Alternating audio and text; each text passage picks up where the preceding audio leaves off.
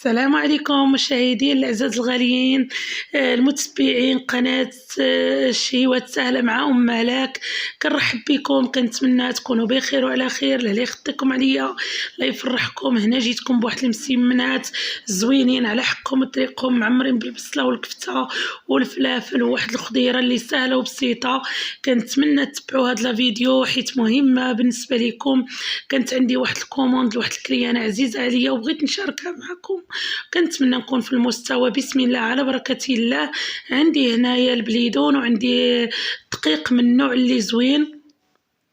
عندي كما قلت لكم عندي واحد الكيلو ونص ديال الفورس وكيلو ديال البليدون. دائما فرينه كتكون شويه على البليدون باش كيجينا داك المسمن زوين وكيجي مجموع، حيت كي كنعمروه بالكفته كيتقطع لنا كتقطع لنا العجينه وكتخرج على برا. دائما شويه الفرينه تكون زايده على القمح، واخا غير نص كيلو يكون زايد مزيان. وانا هنا كنعجن بالماء دافي. خديت شويه د الملحه وشويه د الخماره حبوب وضفتهم غير واحد 8 رويس ديال المعلقه الصغيره ديال الخماره حبوب باش داك المسمن ما كيجيناش يابس، كيجي زوين وكيجي رطب. ودابا كنحاول نجمع العجينه ديالي كما شفتوا بهذه الطريقه وبهذا الشكل، وندلكها دلكه خفيفه، ما ندلكهاش بزاف ولكن ما تجينيش العجينه قاصحه وما تجيش عاوتاني خفيفه، تجي بين وبين باش المسمن ديالنا كيجي مزيان.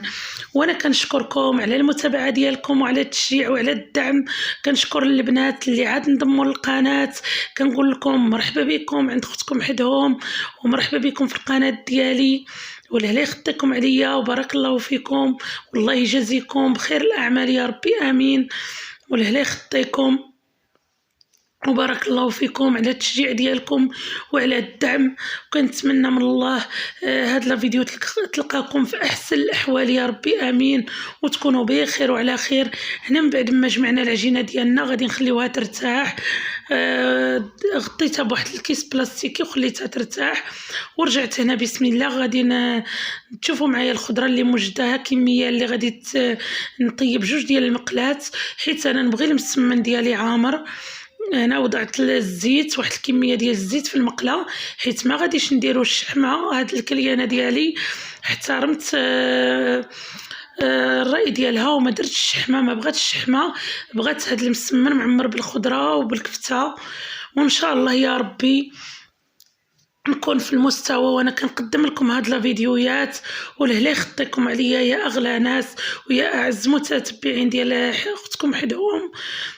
هنا من بعد ما وضعنا البصله ودرناها فوق من البوطه في المقله الاولى، درت غير رشه ديال الملحه وشويه ديال الفلفله كحله وخليتها كتنزل.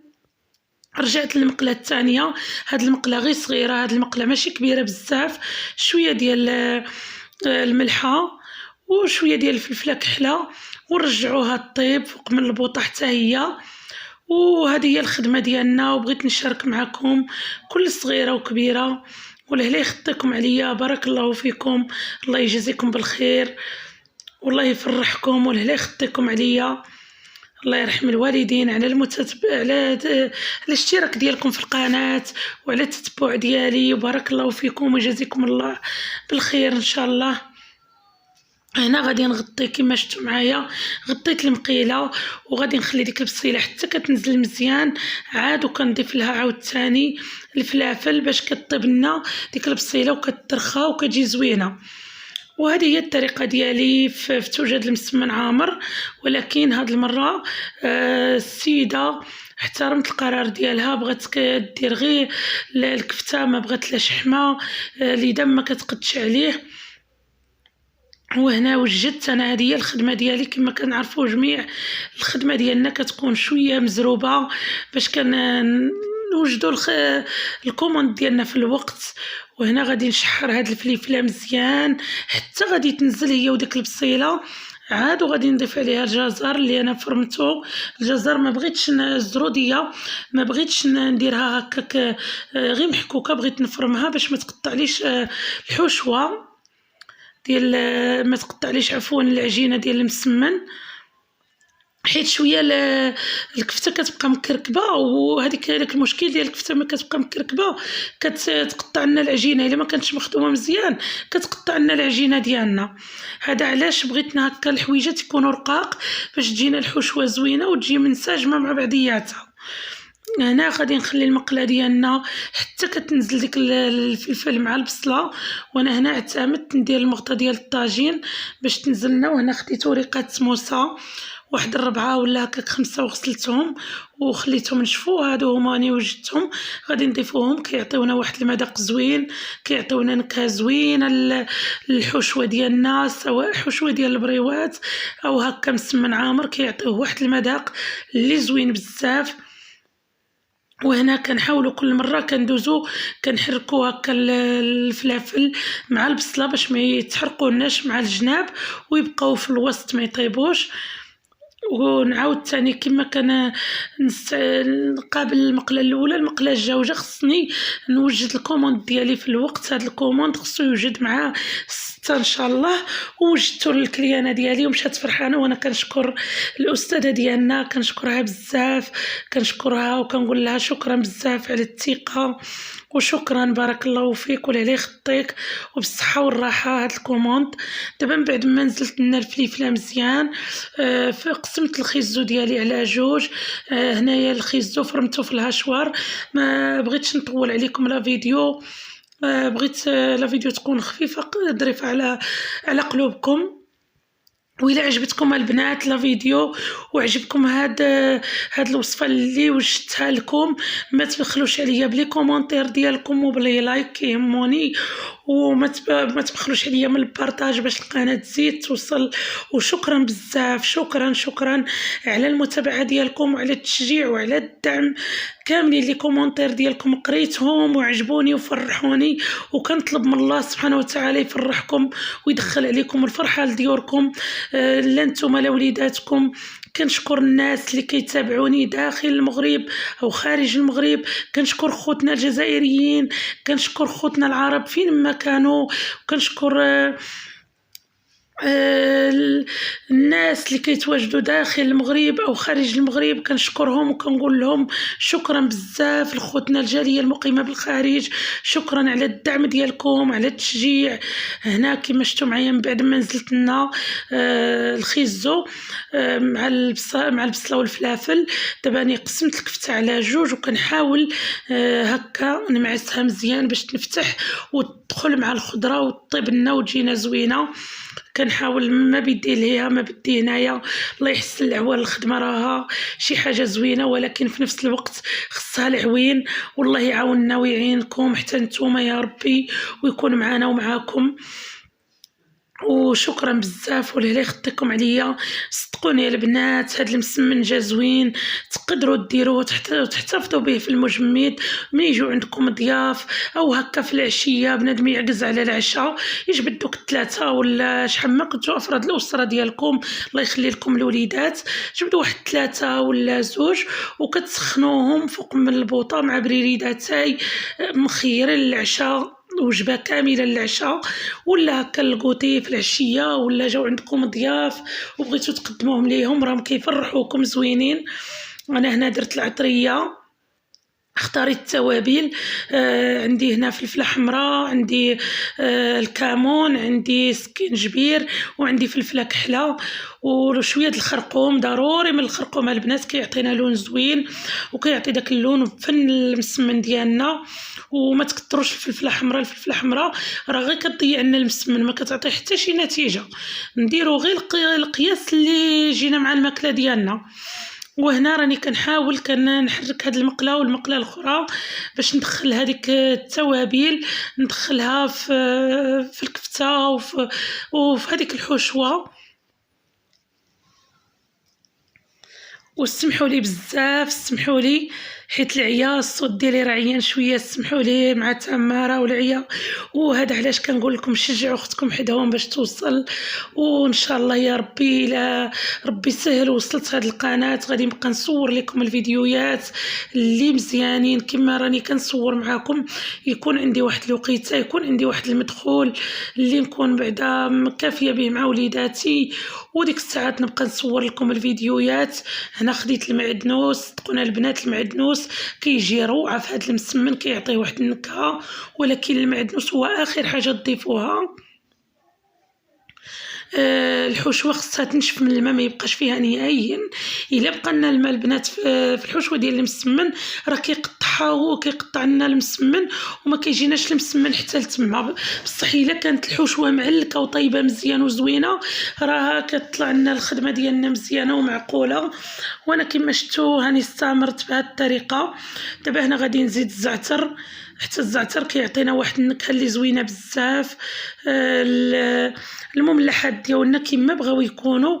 هنا البنات غادي نخلي الحشوه تبرد وغادي نضرب واحد التخميله زوينه الكوزينتي، نغسل ميعناتي وندوز على البوطه نمسحها باش داكشي باش الكوزينه ديالي تبقى نقيه. ولو خدمت بحال كاع ما خدمتش كنبغي الكوزينه ديالي تبقى نقيه.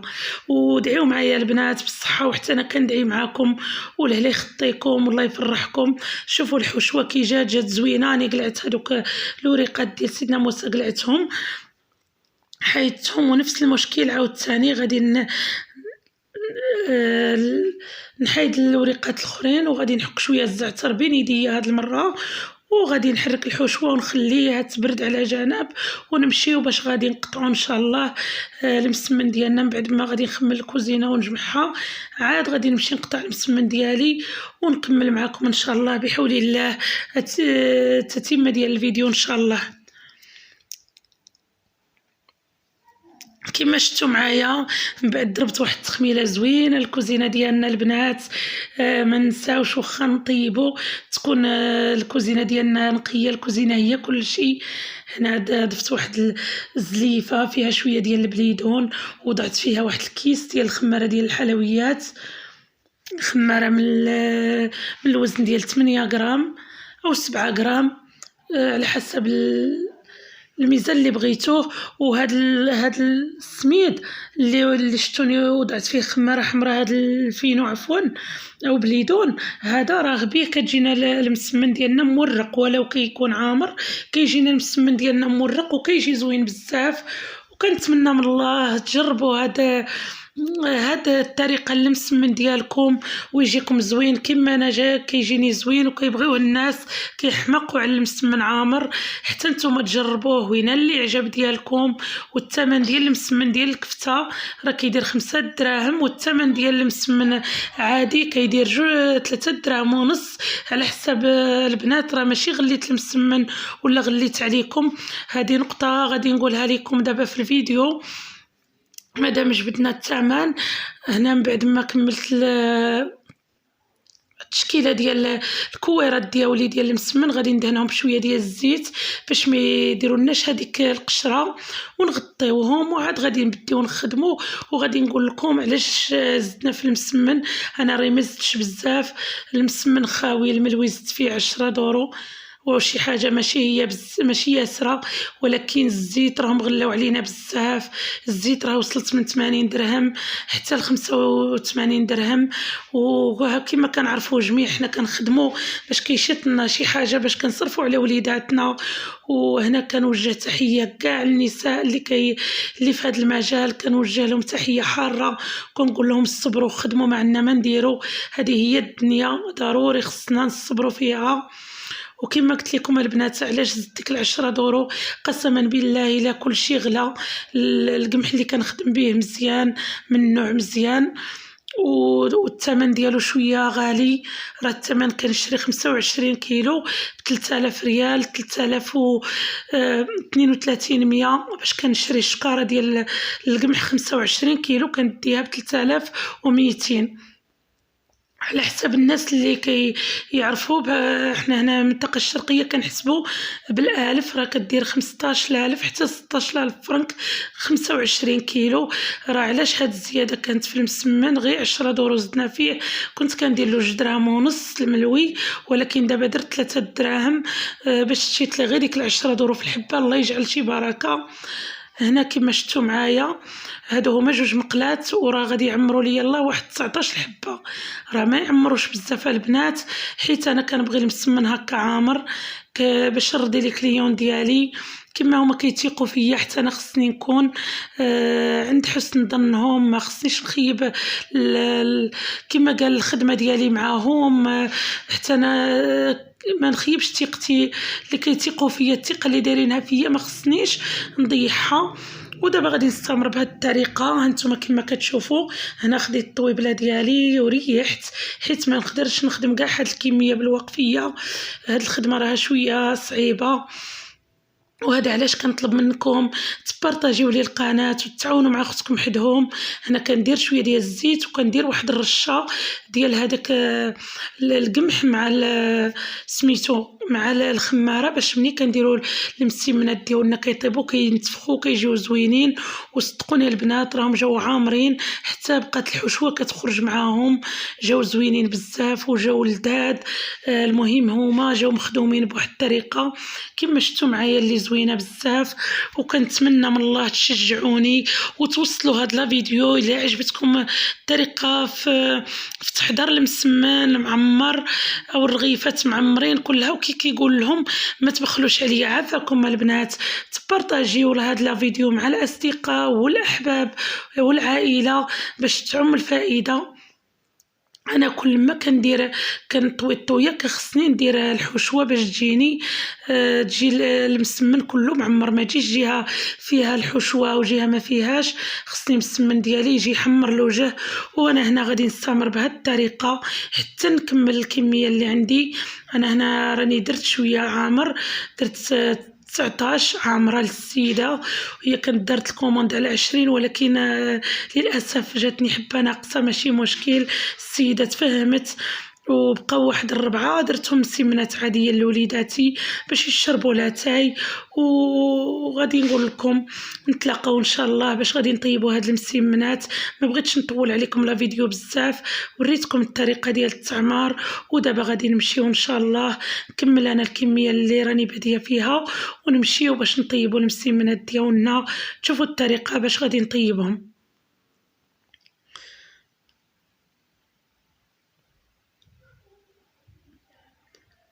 وكما شفتوا معايا من بعد ما ساليت الكميه اللي عندي هنايا درت البلانشه ديالي كتسخن كما العاده. كما قلت لكم البنات هنايا عندي السكنه الفوق، ولكن ما قديتش كنطلع الدروج هلكوني. بصراحه الدروج هلكوني هنا كنقرص وكنولي نطيب هنايا حدا الكوزينه. كنطيب في وسط الدار، عندي وسط الدار مفتوحه فيها كنطيب المسمن هنايا فوق من القريه.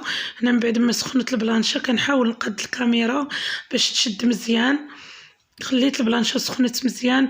كما قلت لكم الدروج صعب بزاف وصعاب في طلوع الهويد. كنت النهار الاول كنطيب في الدار الفوقانيه ولكن ما قديتش، ودابا راني هبطت للسكنه لتحت كنطيب فيها، عايشه فيها، وكنستقبل حتى الضيوف ديالي فيها، ولكن كنطيب فيها. هذه هي الخبزه ديالنا، مع ان ما غادي نديرو. الحمد لله الانسان يطلب غير الصحيحه، كل شيء خلفه الله. وإلا سهل الله منا القدام غادي ندير شي بليصه فين نخدم إلا سهل الله الامور. هنا كنبسط المسمنات ديالي كما كتشوفوا، ما كنخليهمش حتى كيتحرقوا. في الساعه كنقلبوهم باش كيجينا الطريقه ديال المسمنات ديالنا زوينه، وكتجي كيجيو محمرين كينتفخوهم. بعد ما كنبديو كنقرصوهم وكنحطوهم فوق من البلانشه. الا لقيناهم شويه ناشفين كندوز عليهم خطيط ديال الزيت، واذا كانوا فيهم الزيت بلا ما ندهنهم هما كيطلقوا داك الإدام ديالهم. ولكن انا الشحمه الكفته عفوا اللي اختاريتها غير الهبره، ما فيهاش الإدام بزاف على حسب السيده اللي اللي طلبت الطلب ديالها نفذت لها الطلب ديالها، حيت بنتها ما بغاتش الشحمه، ما كتبغيهاش. ومني مشيت عند الجزار قلت ليه طحن لي الكفته ما ديرش فيها الشحمه، بغيت الكفته عاديه للسيده، راه هذا كوموند وخصني ما نحشمش راسي مع السيده اللي وضعت فيا الثقه ديالها. وانا كنشكر الاستاذه بالعيش، كنشكرها بزاف، كنقول لها شكرا بزاف اختي، وشكرا والله يوفقك في العمل ديالك، الله يوفقك. هي استاذه ديال التربيه الاسلاميه، والله يوفقها والله يوفق كاع الاستاذات اللي كنعرفهم، اساتذه مزيانين ودائما كيشجعوني وكيوقفوا معايا دائما. تقريبا كنعرف تبارك الله واحد الناس كتار اساتذه واللي دائما كيوقفوا معايا وكيدعموني ودائما كيثيقوا فيا، حتى انا راني كنثق فيكم وراكم عزاز عليا كاملين وكنبغيكم. وكاع المشاهدين ديالي سواء كانوا داخل المغرب او خارج المغرب عزاز وغاليين عليا، ودائما غادي يبقاو كبار في عينيا. وكنشكر الناس اللي كيتعاملوا معايا، كنشكر الناس اللي متبعيني، كنشكر صحاب القنوات اللي متبعيني ودائما مشجعيني لهلا يخطيهم. كما شفتوا معايا كان هاني صايبت الكاميرا بعدا قبضت شويه حيت ما لقيتش اللي يصور لي، يدي غير بوحدي ما لقيتش اللي يصور لي، ومره كنبغي نقرب باش تشوفوا. ها كتشوفوا الصوره كامله وتشوفوا المسمنات كيفاش كيطيبوا. ها انتم كما كنقلبوهم ما كنخليهمش يتحرقوا، ولكن تبارك الله راه عامرين حتى بدات الحشوه كتخرج معاهم. هذا هو المسمن، الا ما كانش عامر راه ما كاين والو. وكما قلت لكم في السابق الا كانوا شي حبيبات ناشفين كنحاول ندوز عليهم غير خطيط ديال الزيت باش يجيو مزيانين وما يجيوش محروقين، باش كيجيونا مذهبين. هذا علاش قلت لكم اودي راه المسمن هذا كيكلفنا، ماشي ما كيكلفناش، ولكن الا صايبتوه في ديوركم واحد 5 ولا 6 ولا 10 ولا راه ما غادي يكلفكم. صح انا عندي الكميات هكا شويه كياخذوا لي، كياخذوا الزيت، كياخذوا شحال ديال الحوايج. هذاك الشيء علاش قلت لكم البنات فهموني، راه ما زدتش عليكم غير هكاك، راه المواد كلها غلات والله يحسن العون لكل واحد. وانا كنشكركم على التفاهم ديالكم وعلى الحب ديالكم وعلى الثقه ديالكم، وكنشكركم على التشجيع ديالكم لاختكم حدهم، وسمحوا لي بزاف. وان شاء الله يا ربي كل ما تح لي فرصه راني ننزل معكم فيديو. هنايا ها هما الحبيبات اللي كيطيبوا كنبدي نحايدهم، واخا كيطحنا هذاك الشيء فوق من المقله راه ما كيتحرق ما والو. هنا كما شفتوا معايا غير كنحايدو شي وحده كنبلاصيو في بلاصتها وحده اخرى باش نسالي الكميه في الساعه. هاد البلانشه راه زوينه ونفعتني صراحه، وكنشكر خالي اللي ساعدني وجابها لي على برا. شحال ديال الناس كيسولوني الثمن ديالها، انا ما شريتهاش منها، هذه جاتني كادو من عند خالي كي شافني كنخدم وكنت كنطيب غير في الطويجينه وكان كيقبض لي الوقت بزاف. سولته عليها ونفذ لي الطلب ديالي، وكنشكرو وكنقول له الله يحفظ لك وليداتك. الخال ديالي كيتواجد في الديار الاسبانيه، كنشكرو وكنسلم عليه وكنسلم كاع على العائله ديالي اللي كتواجد في اسبانيا، وكنسلم على الناس اللي كيتواجدوا في فرنسا الاصدقاء ديالي، وكنقول لهم راكم عزاز عليا وغاليين ووقفتوا معايا ودعمتوني وساعدتوني، راه ما غاديش ننسى هذا الخير ديالكم. ومنين جابها لي زعما ساعدتني وخدمت بها، الله يخلي له صحيحته ويخلي له وليداته ويبارك له في الزوجه ديالو وفي بنياته يا ربي امين. وكنشكر ولادو كاملين اللي كيبغيوني وكيحترموني، بنياتو كنشكرهم كيبغيوني حتى هما وكيحترموني. وهذه هي الدنيا، والعائله زينه، العائله قسما بالله الا زينه كما بغات تكون. العائله راها مزيانه، وانا كنشكر العائله ديالي اللي كتتابعني والعائله ديال الزوج ديالي كاملين اللي كيتابعوني وكيشجعوني ودائما، وحتى هما كيبغيوني وحتى انا كنبغيهم وعزاز عليا وكنشكرهم. وكنتمنى من الله يوفقكم ويوفقنا جميع. انا غادي نستمر بهذه الطريقه وحتى غادي ان شاء الله نكمل الكميه اللي عندي ونتلاقاو باش تشوفوا الشكل النهائي. هاد سمحوا لي البنات، ما غادي نقدر نقسم معكم حتى شي وحده حيت الكوموند جاتني خصها عاد واحد الحبه ناقصه، وسمحوا لي ولكن راهم جاو زوينين وما شهيتكم فيهم. وسمحوا لي الا كانت شي وحده كتوهم تسمح لي، وكنطلب الصحه كاع البنات والامهات والزوجات والازواج، كنطلب لهم الصحه والعافيه وطولة العمر. انا غادي نستمر بهذه الطريقه حتى نكمل الكميه اللي عندي كما قلت لكم، ونتلاقاو ان شاء الله يا ربي في الشكل النهائي. وكنتمنى نكون خفيفه ظريفه على قلوبكم، وما تنساونيش عافاكم من لي لايك ديالكم ومن لي كومونتير فضلا وليس امرا. بارك الله فيكم والله يجازيكم بالخير. هذه هي الكميه ديالي من بعد ما ساليتها. هذه هي الكوموند ديالي. كنتمنى هاد لا كوموند تكون، هاد الفيديو تكون نالت الاعجاب ديالكم. والى فيديو جديد وان شاء الله بحول الله. والسلام عليكم ورحمه الله تعالى وبركاته.